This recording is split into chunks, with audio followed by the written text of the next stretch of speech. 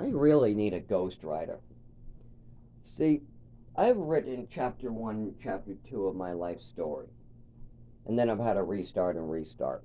I get pushed off the grid. See, my life isn't like everybody else's.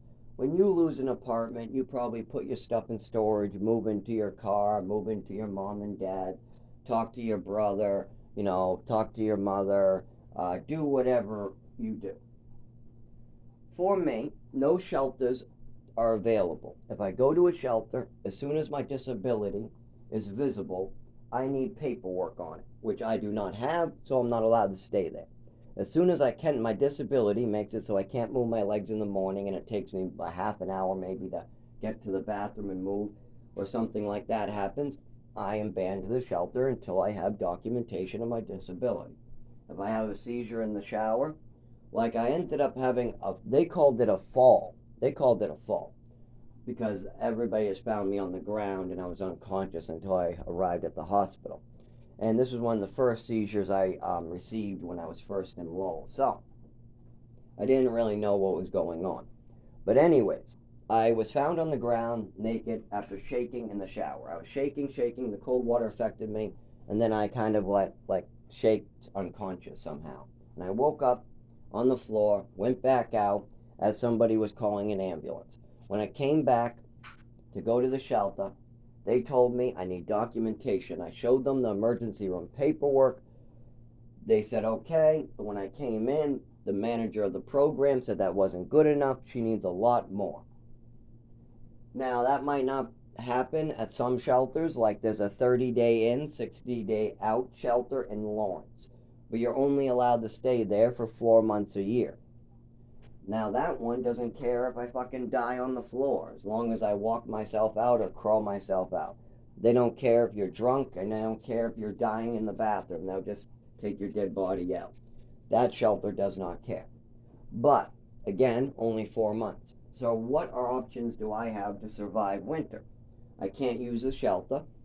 I can't stay in my car. I can't work. And I can't collect Social Security. I can collect Social Security. I'm supposed to be collecting Social Security.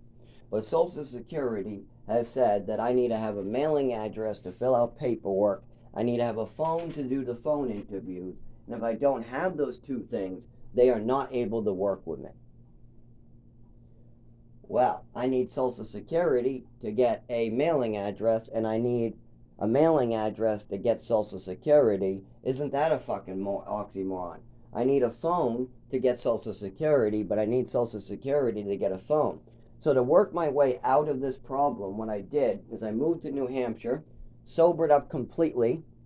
I went to work against doctor's orders, bled internally into my testicles, ended up fucking up my insides, and on top of that, I'm getting letters from big pharmaceutical companies that says that I might have given me something in my pills like steel shards that could cause pain to my GI, and that's right after I've already been on Renadine for 8 years, and that was right before the recall. So with all these big pharma issues, I'm kind of screwed, ain't I?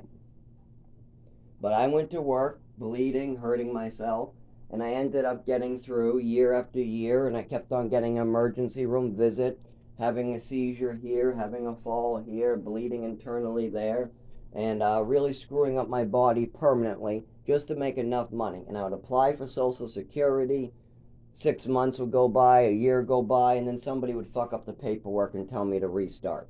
Then I would start the Social Security process. Somebody fuck up the paperwork. The phone wasn't right at the right time. We need the phone interview to be only 3 weeks after the paper has been arrived. The paper was filed too early, so now we need to refile the paper, and we got to do this 2 months later. All that type of bullshit is what they tell me on the phone.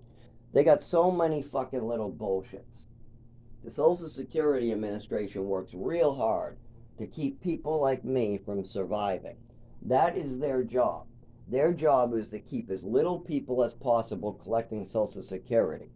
But the people with attorneys, the people like Dan, and the people with good fathers and good mothers, rich and that only have anxiety, they get Social Security in under a year. Why?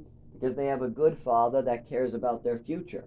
They don't want their son to have to work real hard in this economy. So the rich parent gets them on Social Security and tells them to work a part-time job to survive.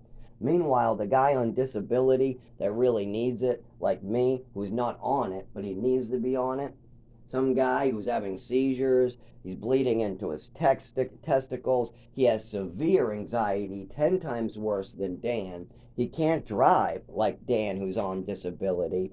He also has PTSD that oh my God, horrific things that most people could not ever deal with.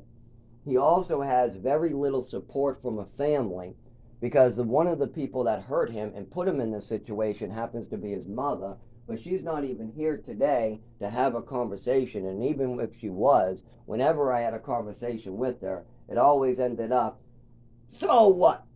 So what? No, no, no, no, no, no, I don't remember that. So it wouldn't have been much help having her around. She wouldn't take responsibility. No way. No way she would admit to it. She already admitted to it at the doctor's office, and that's as much as I'm going to get with her. My mother said that she gave me medicines. They interacted badly. There was a big, big event, and then she called that an allergy attack. I gave the symptoms.